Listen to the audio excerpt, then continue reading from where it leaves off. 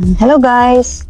So, nandito kami ngayon para mag-share ng mga ginagawa namin bago kami mag-travel. Yes, mga tips para magkaroon tayo ng maayos na travel pag malis tayo, especially pag tayo magdadrive. Kaya tayo nagpa-prepare para makasave tayo ng time, makasave tayo ng energy, at syempre ng pera. Yeah. And then especially pag hindi lang kayo magta-travel, may kasama kayo. Lalo na ngayon meron na kaming baby. So mas kailangan mas nakaplano yung mga lakad, yung mga pupuntahan namin. And syempre, unang-una namin nire-ready doon is yung accommodation. Yes. Pag overnight. Pag overnight, yung more than a day, yung namin, doon kami matutulog.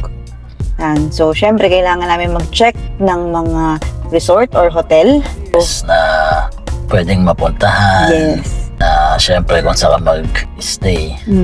Usually, ang hinahanap natin yung meron na ring breakfast. Oo, number one namin yun na kino-consider. At least, yung pupuntahan namin is may breakfast ng kasama. Or at least may resto sa facility. dun sa facility. Isa sa mga meron siya doon na amenities or is the restaurant or the easy access na food. Kasi ako, ngayon, yung travel namin, ayoko na ng travel na kami yung nagluluto. Nakakapagod kasi parang nandun tayo to relax para makascape for the meantime sa work. Yan, makalanghap ng sariwang hangin, makakita ng bagong lugar, and then you will spend like 2-3 hours na mag-prepare ng food. Tapos, dala mo yung kawali, dala mo yung sandok, dala mo yung kutsilyo, dala mo lahat. Yun yung usually nagtitake up ng spaces Nagtitake sa mga travel. Oo, di ba? Pagkain. Tsaka nagkukos siya ng disgrasya.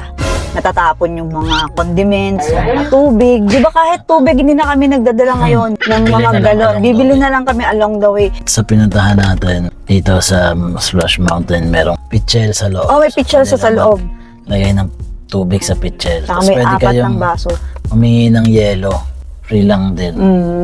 So yun yung mga tinitignan namin na mga bagay bago kami mamili ng accommodation. Siyempre, kailangan natin i-consider is the budget o yung presyo nung stay namin. Ako lagi kong kalkula kung hindi naman lalagpas ng 1,000 isang tao, yung estimate ko. Okay pa siya. Or kahit lumagpas, like 1,500 yan. Pero may breakfast, okay na siya. Ako, natutuwa ako sa mga resort and hotel na may tuwalya. Kasi ang laking bawas niya sa gamit.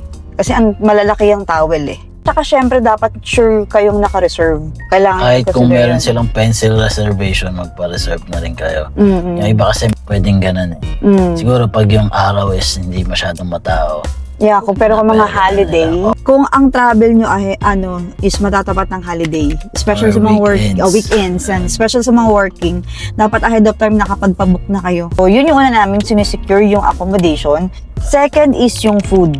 Yun, nabanggit na rin naman na namin kanina dun sa number 1 na namimili kami ng may pagkain. Yes, may pre-breakfast or may food na mabibilan at least dun sa area. Kasi nga mahirap nang luto-luto pa. Yes. Sobrang hassle, sobrang dagdag. Tsaka feeling ko mas napapagastos. Tsaka parang yun yung nakakapagod na part. So, para mas ma-enjoy nyo yung bakasyon nyo hanggat maaari, pati food nyo, iplano nyo na.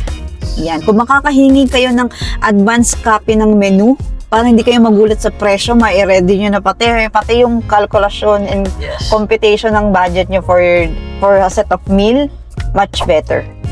Tsaka hindi naman mawawala yung snacks. So magbaon na rin kayo ng mga snacks kasi minsan nakakatamad tumigil. Gusto mo na lang makarating doon, di ba? Oo. Kain kayo sa on the road. Yung madaling kain. Lalo pag long ride, long drive, ganyan. So, next is the third one is yung mga dadalin. Siyempre, like yung mga things na kailangan yung i-prepare. Siyempre, number 1 doon, damit.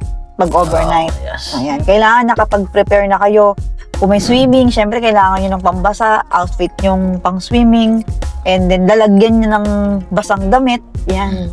Diba? Mga basic yan, pero ang hirap hanapin yan pag wala kang dala. Tapos at least, may dala kayong extra, just in any case. Kasi kami hindi talaga kami makapag-packlight. Lagi ko nang minimension yun pag meron kaming travel. Hindi kami makapag-packlight. Sobrang dami namin extra damit. Pero it's better to have it na dalhin mo. Pagsiksikan mo na lang yan. Kaya naman natin ipagsiksikan yung Yung mga sarili natin. Hindi, pag may baby ka naman, syempre yung food ng baby, lalo yung mga dumedede. So, kailangan naka-ready ang mga bottles niya, feeding bottles niya, tapos syempre yung milk niya. And then, yung itinerary.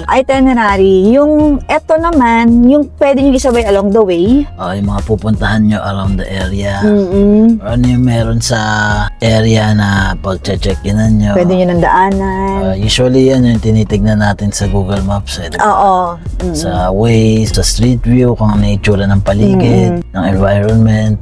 Tapos yun nga, yung mga mapapasyalan. Nabibilan ng pasalubong. Andun ka na rin mamasyal ka na. Correct. So, yung pang fifth namin is check the reviews online ng pupuntahan nyo. And then, check the ways, of course, yung mga dadaanan nyo. Siya ang assigned doon. Saka yun yung reviews ng pupuntahan nyo. Mm-hmm. Yung tips na mga matitips ng mga tippers. So, what to expect. Tapos, tawag dito, nag-check din kami kung okay ba yung service nila doon, kung may internet connection ba sila doon, and all. So, para lang, maiwasan natin yung mga hassle. Kasi, minsan lang tayo magta-travel. Minsan lang natin yan maisisingit sa mga schedule nating sobrang busy at paglalaanan natin yan ang budget kahit tight na nga yung budget. Lahat naman tayo want it na maging as smooth as we can, mas maayos, pero hindi natin maiiwasan talaga na may hassle. No. But at least paano ma-handle. Tsaka yung time mo, may spend mo talaga na ma-enjoy mo doon sa pupuntahan Yes, nyo. Yan yung mahalaga, yun yung pinunta nyo, di ba? Makapag-spend ka naman ng quality time with the family na hindi ka mabubugnot at hindi ka mayayamot. Dahil nga maraming mga unexpected na pwedeng mangyari. Okay. Yun. So, ayun lang guys. See you ulit sa susunod naming video. I hope nakatulong yung mga tips namin. Basic tips lang yun, pero kadalasan yung mga basic yun kasi nalilimutan. Yes. Ayun. Thank you. Bye.